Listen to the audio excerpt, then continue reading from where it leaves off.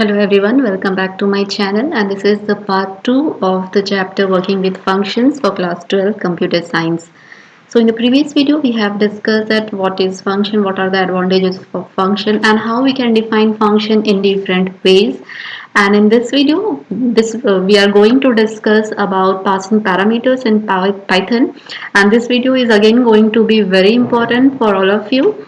So let us start the video without wasting our time. So if you are new to my channel, then please subscribe my channel and let us start the topic. So dear students, in case of Python, so it supports three types of formal arguments or parameters. So let me tell you what is the meaning of parameters and what is the meaning of arguments. So let me tell you first thing that parameters can be same as your formal arguments, and argument is same as actual argument. Okay, so here suppose we are having one example.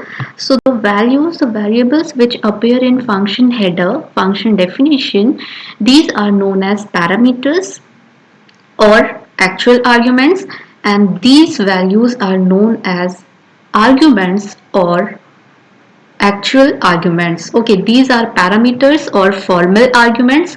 These are arguments, or it can be called as actual arguments. Okay, so in short we will say these as parameters and these values as arguments. Okay, so the values that appear in function header are known as parameters. The values which appear in function calling are known as arguments. Okay, so Python provides three types of parameters. First one is positional argument or required argument. Second one is default arguments. Third one is keyword arguments, and fourth one is arbitrary arguments, which is not in your syllabus, it is just for your knowledge. So one by one we are going to discuss what are these three passing parameters. So coming to the first one, positional or required arguments. So till now we have discussed this positional arguments. So what we have seen till now that when we create a function call statement for any function definition, we need to match the number of arguments with the number of parameters required. Okay, so here you can see it is written that when the function call statement must match the number and order of arguments as defined in the function definition, this is called positional arguments matching. Let me explain this by the help of an example. Here we have seen that the number of parameters, means these numbers, should be equal to number of arguments. Okay, and this means that we cannot skip any value. If here we are having three values, then in calling statement we must have three values. We cannot skip the value, means you cannot give only two values. If you will do like this, you will have error. Let us try to execute this one. So you will get an error that positional argument is missing. Okay, so the first situation of positional argument is that you cannot skip any value. Another important thing is you cannot change the order of the argument. Means if you have written first 5000, then 3, then 1, then this 5000 is going to assign to the first parameter, this 3 is going to be assigned to the second parameter, and this 1 is going to be assigned to third parameter. In no case you can change the order. Suppose if you are writing here 3 comma 5000, it doesn't mean that this 5000 is going to be assigned to P. So you can here check print P. Okay, so what do you think? What will be the value of principal amount? P will be 3 only, because we cannot change the order. Okay, value will be assigned in the same order. So if you will check the value of P, you can know that we cannot change the order. So it will give you 3. Okay, so here 3 is being assigned. Okay, so if you will keep it as 5000 and then 3, then now our P will be 5000.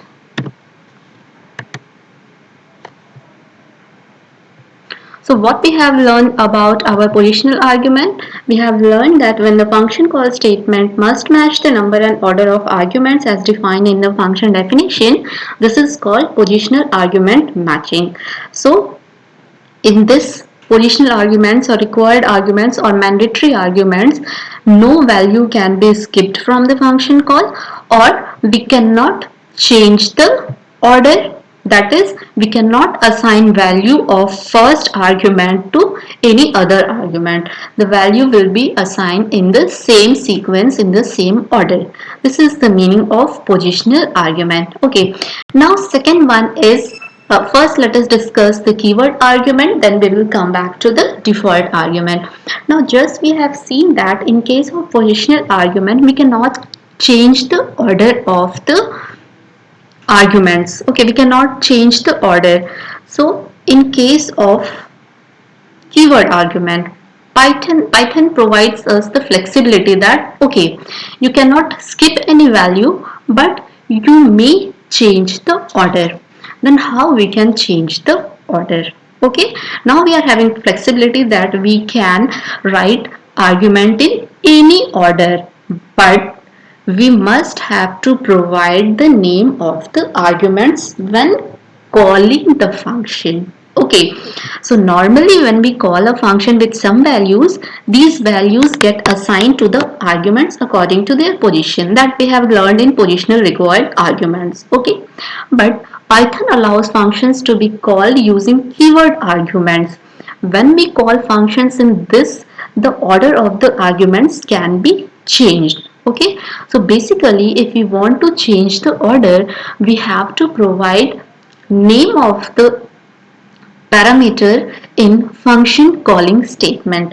Now what we can do, suppose I want to change the order, I want to pass the value of principal amount at second position. Okay, so I want to keep the order like this. Okay, so this is allowed, this is allowed, but the condition is that we have to provide the keyword name.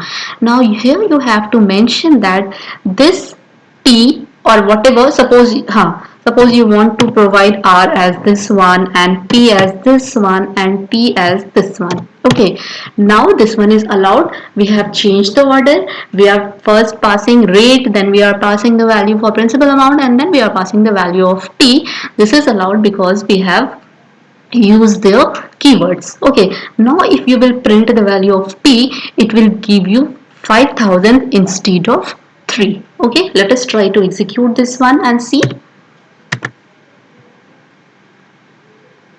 Now here you can see that now principal amount is 5000. So although we have changed the order, but now we are getting the correct output. Okay, so if you want to change the order, then you have to pass the names for the values being passed in the function call, and this is known as keyword arguments. I hope these two are clear to you all. So let us compare again these two. Positional arguments and keyword arguments are same in nature, as in both the cases we cannot skip any value. Okay, in that behavior both are same. We cannot skip any value. Number of parameters are equal to number of arguments in both the cases. But in case of required argument or positional argument, we cannot change the order. But in case of keyword argument, we can change the order by providing the name of the value being passed at function call. Okay. Now coming to the third very important parameters, that is our default argument. Now what is the meaning of default argument? This one. So first let us try to understand that when to use default argument. So generally default argument is used when we already know a value of certain parameters, and that is going to be used most frequently in the programming. Okay, then that value is taken as default value. So if you are having some parameters which is going to have same value most of the time in your program, then that can be set as your default value. Now, while using default arguments, some restrictions are there, some conditions are there, some constraints are there. So those constraints must be remembered. And what are those conditions? First, any number of arguments in a function can have a default value. Okay, and second, once we have a default value, all the arguments to its right must also have default values. That is, the arguments without default values have to be given first, and then the arguments with the default values are given. Let us try to understand this one by the help of example. Here, suppose most of the time, okay, let me remove this one.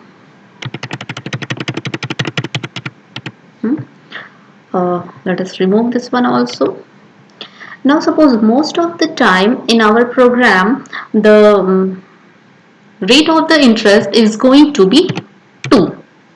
Okay, so if this is the situation, then rate can have a default value.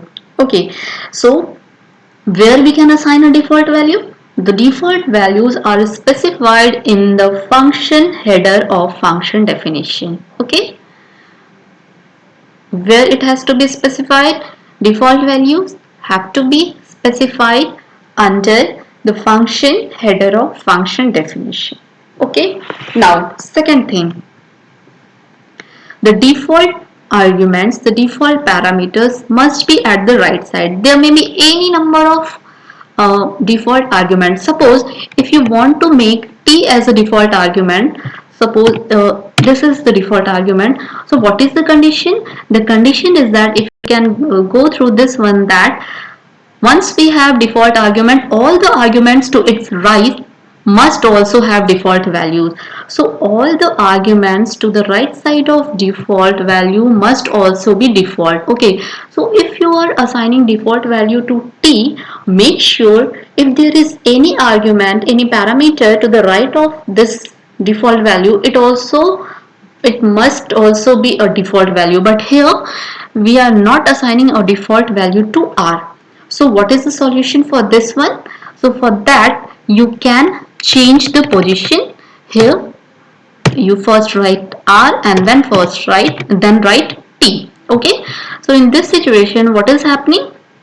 The parameter which is having default value is at the rightmost. Okay, so this is the condition. So the two conditions are default value can be specified in function header, and second one is all the values, all the parameters having default values, okay, must be at the rightmost side. Any number can have default values, but after all the default parameters there should be no normal parameters. Okay, now third condition is when this default value is going to be used. Okay, so the default values are considered only if no value is provided for that parameter in the function call statement. Now, in the previous two parameters, we have discussed that there is no way to skip the value, but in default argument we can skip a value. Suppose I am providing 1000 and comma 5. Okay, now here I am skipping one value, third value I am skipping. Then from where the third value will come? So the third value will be taken from the default value. Okay, so when you are assigning a default parameter, then that argument can be skipped, and this t equal to 2 is going to be considered only if you are skipping the value in the function calling statement. If you are providing all the values, suppose in next example I am giving all three arguments, suppose, then in this case default value is not going to be taken. Here the value of p will be 2000, r will be 2, and time will be 3. But The default value will be used only if you are skipping the argument in function calling statement. So in the first situation, in the first calling statement, what will happen? P will be 1000, R will be 5, and since T is missing, T will have the default value equal to 2. So let us execute and see what output we are getting. So here you can see we are getting two outputs. First one is using default value and second one is not using default value, since we are providing all the values in the function calling statement. So a parameter having a default value in function header becomes optional in functional call. Okay, since we are providing here the default value, so in function calling statement that has become optional. It is not compulsory. So function call may or may not have value for it. If you are not providing the value, the default value will be taken. If you are providing the value, then that value will be taken. So these are the three passing parameters in Python. The last one is the arbitrary argument, which is not in your syllabus, but just for your knowledge, let me tell you that sometimes we do not know in advance the number of arguments. Okay, so that will be passed into function. Python allows us to handle this kind of situations through functions called with arbitrary number of arguments. For example, at the time of calling function, you don't know that how many arguments you are going to pass. So in that situation, you can use arbitrary arguments. So how to use arbitrary arguments? For arbitrary arguments, you have to use a special symbol like this one. This is known as asterisk. Okay. Now let me execute this one.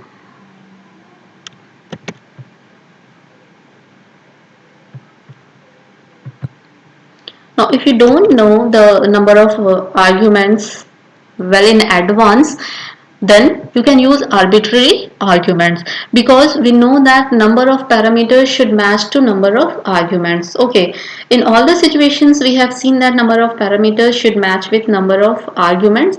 In default arguments there is also matching, but what happens when we are not providing the value on function call? The value is being taken from the default value. So condition remains same, that number of parameters must match with number of argument. But in some situations like this, if you don't know that how many arguments you are going to pass in function calling statement, in that situation you can take an arbitrary parameter. Okay, so here you can see, let me try to execute this one. It will give you all the values. Okay, now suppose I am changing the number of parameters. Suppose I am removing one. Okay, and then execute this one. So it will take all the three arguments. So basically arbitrary parameters is it will take all the arguments of the function calling statement. Okay, so here you can see that uh, sometimes we do not know in advance the number of arguments that will be passed into a function, and using this arbitrary arguments we can handle this situation. Okay, so these were all about how we can pass parameters in different ways in Python. So I hope this will be clear to all of you. If you like this video, then don't forget to like it, share it and subscribe it. Thank you for watching.